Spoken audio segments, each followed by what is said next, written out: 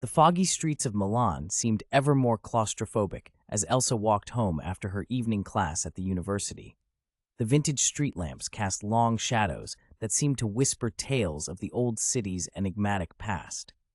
For months, the local newspapers had been bustling with stories of a mysterious figure known in hushed tones as the Puppet Master, responsible for a series of unsolved crimes. Elsa, like many, had grown wary of the darkening evenings. It was then that she heard the unmistakable sound of hurried footsteps echoing behind her. Her heart raced, her breath quickened, and she quickened her pace, the cobbles beneath her feet slick with the early winter drizzle. As she turned the corner onto Via della Rosa, she crashed into a figure draped in a dark, flowing cape. "I'm terribly sorry," the figure said, his voice soft yet unsettlingly calm.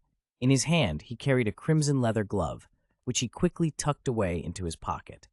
Elsa, too shaken to respond adequately, merely nodded and continued her hurried trek home, the image of the crimson glove etched into her mind. The next morning, Elsa's curiosity got the better of her. The image of the glove tormented her. Something about it was terrifyingly familiar. She decided to visit her friend, Marco, who was a junior detective at the local police station. To her dismay, Marco was not only familiar with the description of the glove, but seemed deeply troubled by it. "It's the mark," he whispered, leaning closer.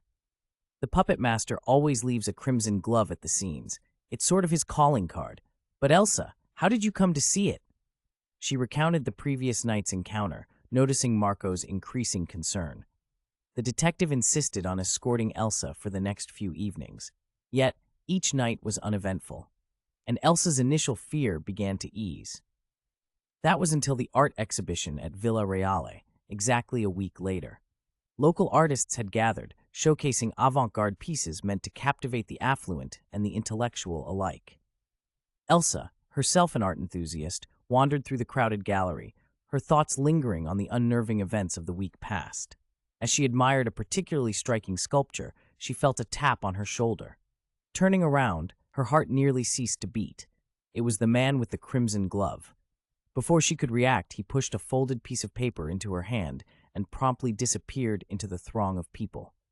Panicking, Elsa frantically searched for Marco, finding him outside, speaking earnestly into his radio. She handed him the note. Unfolding it, Marco read aloud, his voice barely a murmur, "Meet at the old silk mill at midnight. Come alone." Minutes to midnight. With Marco hidden out of sight, Elsa waited near the mill, the building looming ominously against the moonlit sky. The sound of footsteps alerted her to his approach. The puppet master, still shrouded in darkness, spoke first. "You've been quite curious, haven't you, Elsa? But not just about me, about your own past." Elsa, confused, demanded an explanation. The puppet master obliged. "Years ago, in this very city, a tragedy occurred. A young artist scorned by critics and society took his own life, leaving behind his young daughter. You, Elsa." Stunned into silence, Elsa's mind raced. Her past was a blur, memories of her parents scant and overshadowed by a series of foster homes. The man removed his hood, revealing his face under the streetlight. An older, warier version of Elsa stared back at her. "I sought recognition, they denied me, and now they all pay.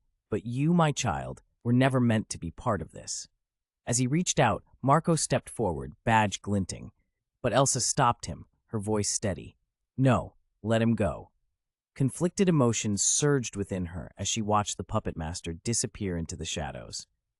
Though law demanded justice, Elsa knew her path was one of understanding and healing, not only for her city, but also for the enigmatic specter of her past, her father, the artist shunned by his and brilliance. The mystery of the crimson glove would remain a personal remnant of a chapter closed and an enigma Elsa chose not to solve, wary of unraveling the delicate tapestry of her newfound revelations.